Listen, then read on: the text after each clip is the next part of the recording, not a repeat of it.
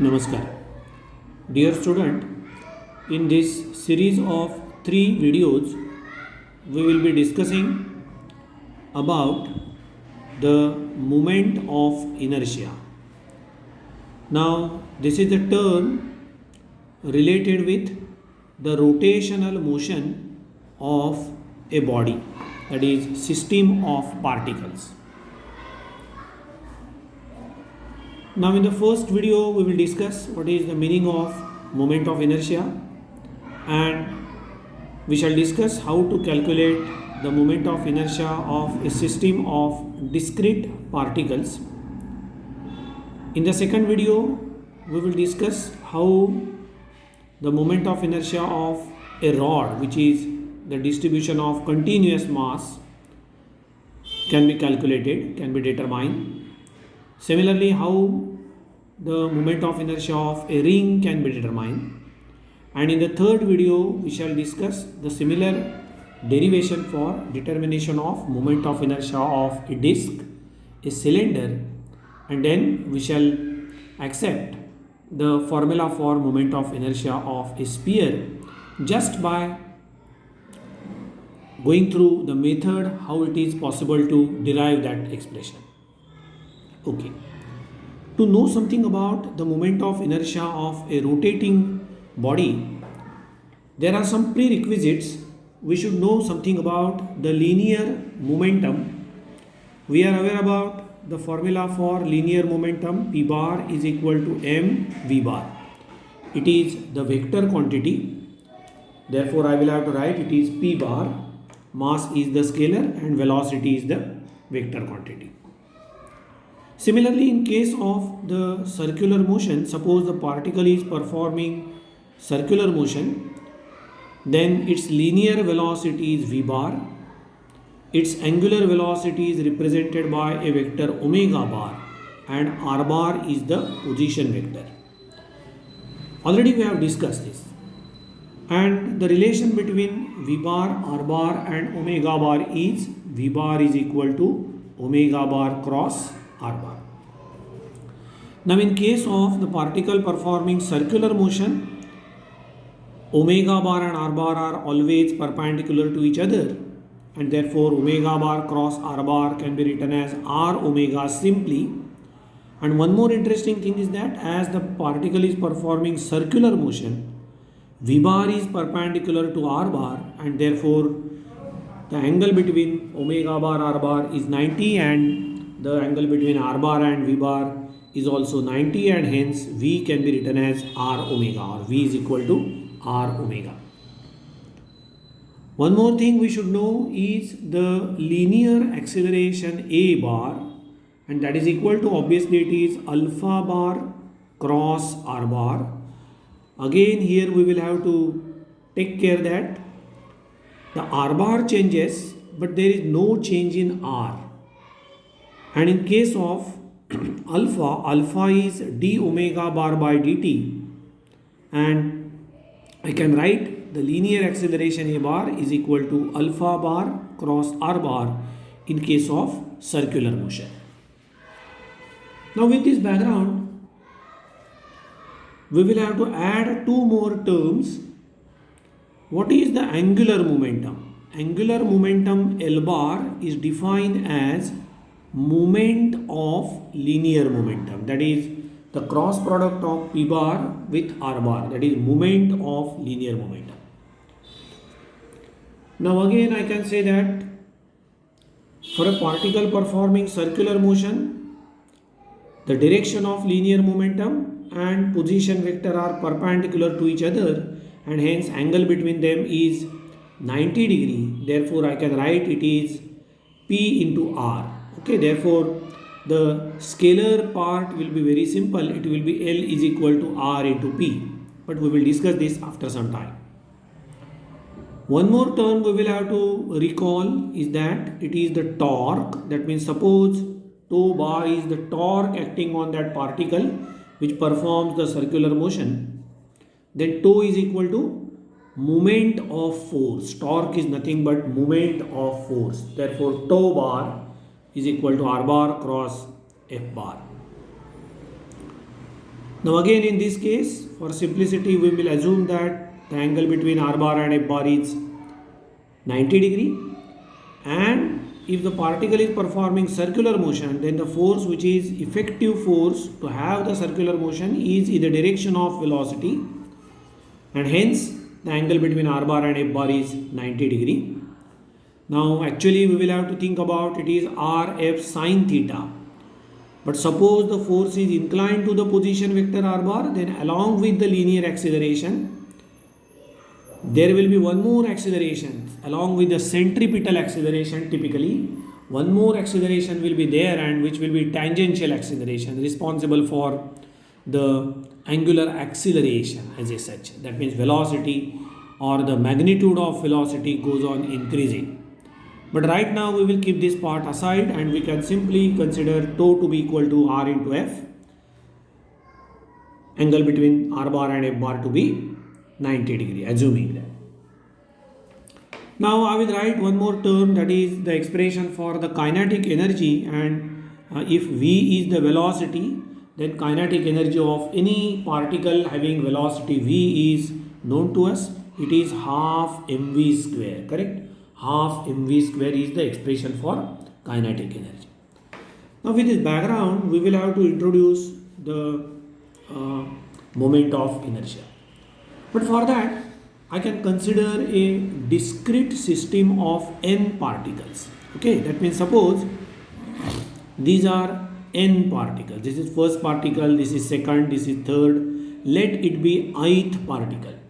To have the generalization, I will have to assume that this is the ith particle. It is a rigid system. Already we have discussed what is the meaning of rigid system.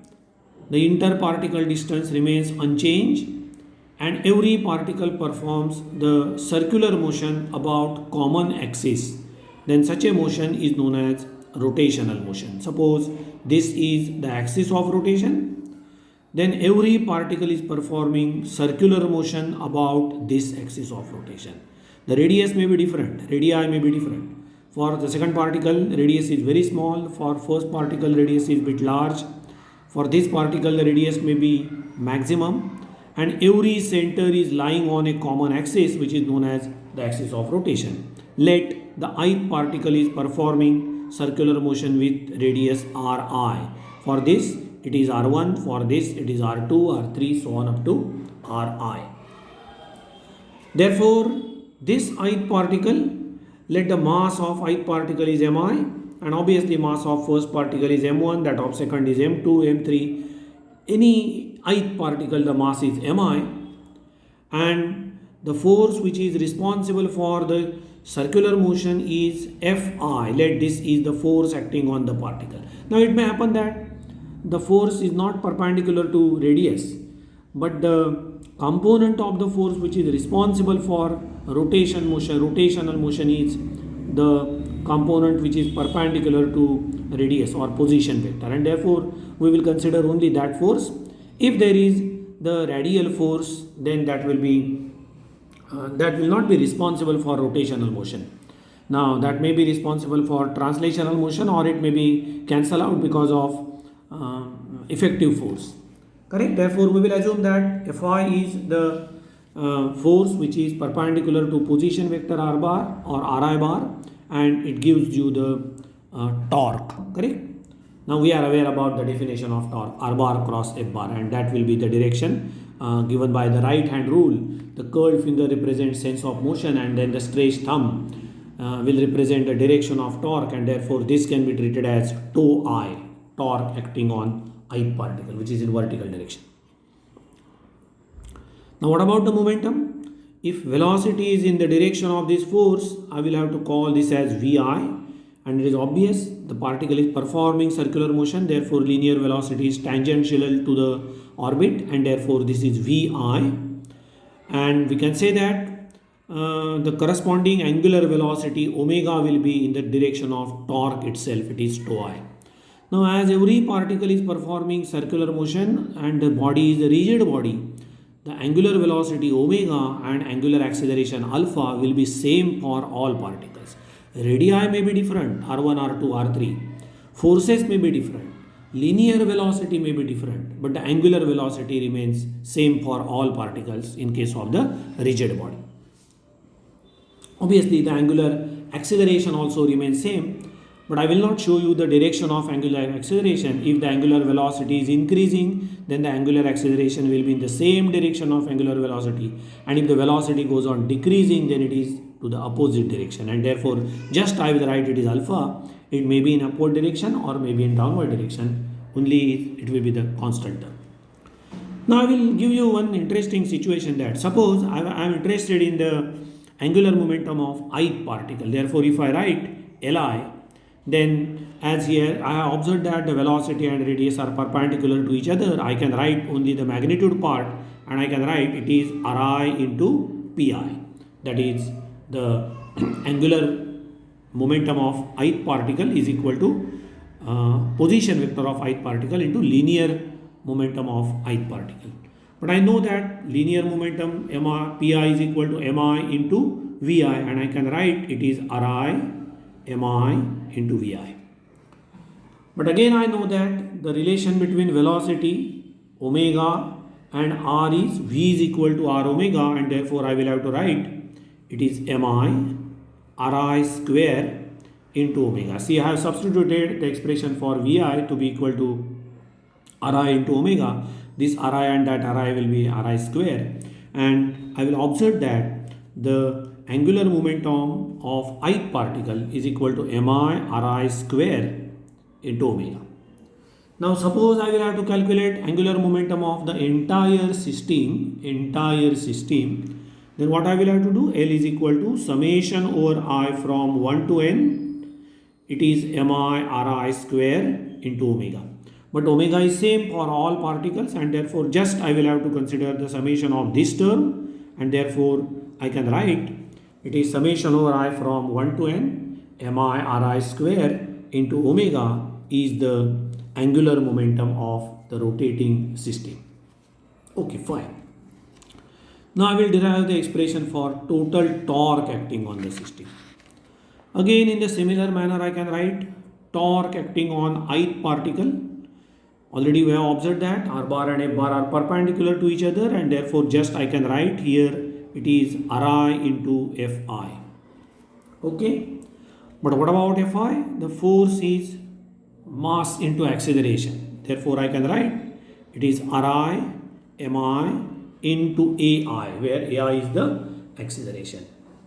Again I can write here, I have mentioned that A bar is equal to alpha bar cross R bar, but here alpha and R bar are perpendicular to each other, and therefore just I can write for the magnitude part A is equal to R alpha. Therefore I can write it here, that is equal to Ri Mi Ri into alpha. Correct? Now interesting thing is that for ith particle Ri may be different for first particle, second particle, third particle, but alpha will be same, and therefore again I will be reaching to an equation. It is Mi Ri square into alpha. How can I write the total torque? Total torque is equal to summation over I from 1 to n, that is sum of all torques acting on the particles, individual particles. Here I will write it is Mi Ri square into alpha. But again alpha is the constant for each and every particle, therefore I will have to write it is summation over I from 1 to n Mi Ri square into alpha. Now the third thing that I will have to derive is the total kinetic energy of this rotating system. Every particle is rotating with certain velocity Vi, and therefore kinetic energy of ith particle can be written as half Mi Vi square. We are aware about the expression half mv square. For the ith particle it is half Mi Vi square. But again, how can I write Vi? Vi is nothing but omega into Ri, and hence I can write it is half Mi Ri square omega square.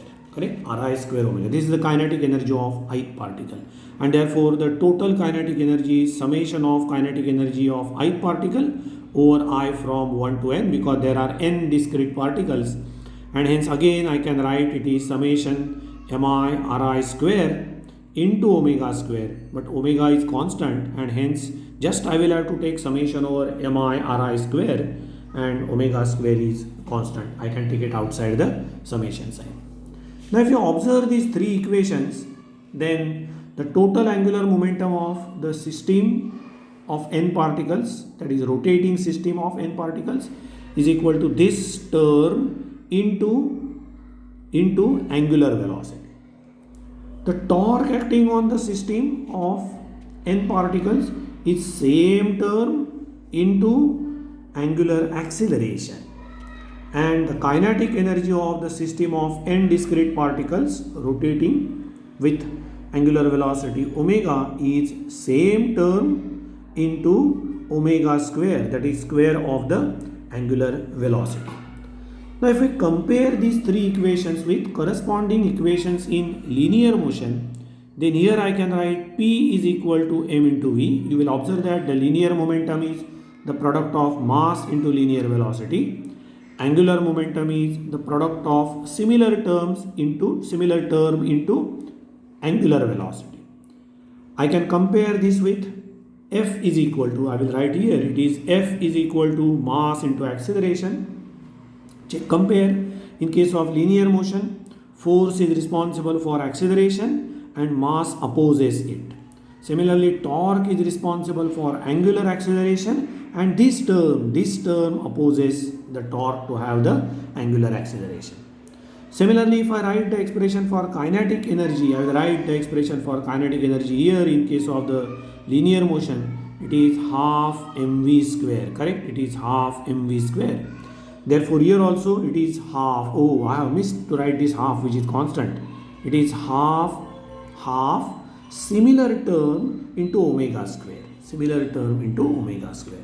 That means with help of these three equations, I can conclude that the term summation over I from 1 to n mi ri square is equivalent to mass in linear motion. That means the role played by the mass in linear motion will be played by this term in angular motion, in rotational motion typically, and therefore this term is equivalent to mass in translational motion, and this term is known as moment of inertia, denoted by letter I.